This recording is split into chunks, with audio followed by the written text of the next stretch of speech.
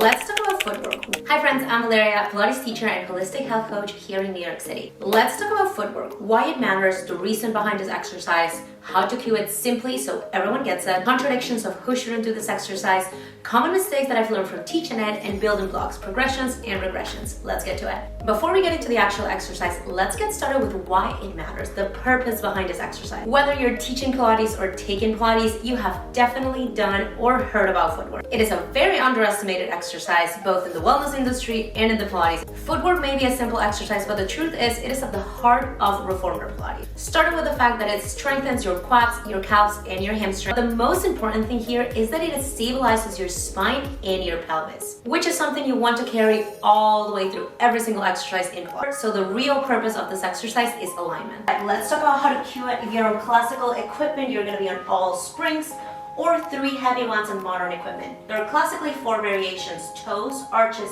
heels, and tendon stretch. For all of them, you want to be lying down on a neutral spine, neutral pelvis, arms by your sides. For toes, bring your heels together, toes apart. Press the carriage all the way out. Bend your knees to come all the way in. Extending the legs and bending the knees in. Come into your arches. You want to curl the toes over. Heels come all the way under the foot bar. Pretend you're grabbing the foot bar with your feet.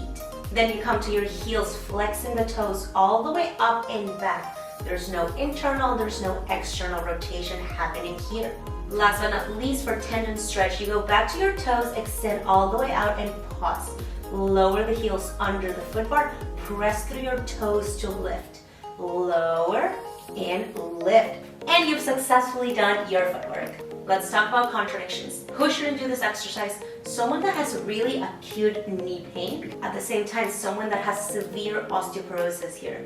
If you have heavy and acute hip pain, that can put a lot of pressure into the hips as well. However, going into building blocks, you can always make the springs lighter to have less pressure into the joints. At the same time, if you're trying to build strength and you've already mastered the double leg footwork, you can always go into single leg footwork. There's infinite variations here. You can go one leg, you can lift up and down. The number one thing that you're gonna look, especially if you're progressing clients into this variation, is the movement of the hips. You don't want wobbly hips. You want to keep the core connection and keep the neutral spine, whatever variation it is that you're doing. Let's talk about a common mistake that I've learned from teaching. The number one thing that I see is that not everybody tends to keep the neutral spine. If you see clients that are arching their back as they move the reformer, or someone that is just keeping their hips uneven as they do these motions, it's kind of hard to do wrong, to be honest.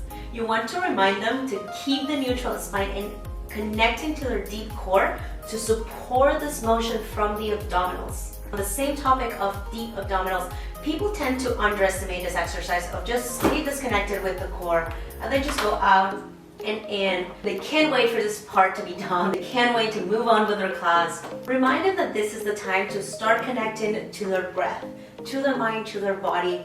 And just remind them that it is okay to slow down. Another common mistake, feet related. I see a lot of pronation of the feet, a lot of supination of the feet.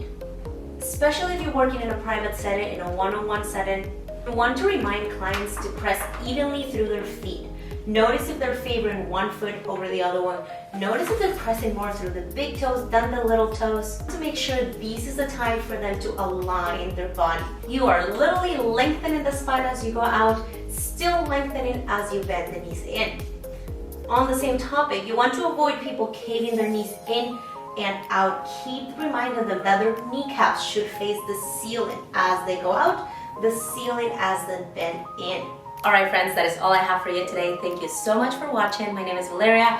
If you're interested in learning more, comment below what exercise we should do next and don't forget to subscribe.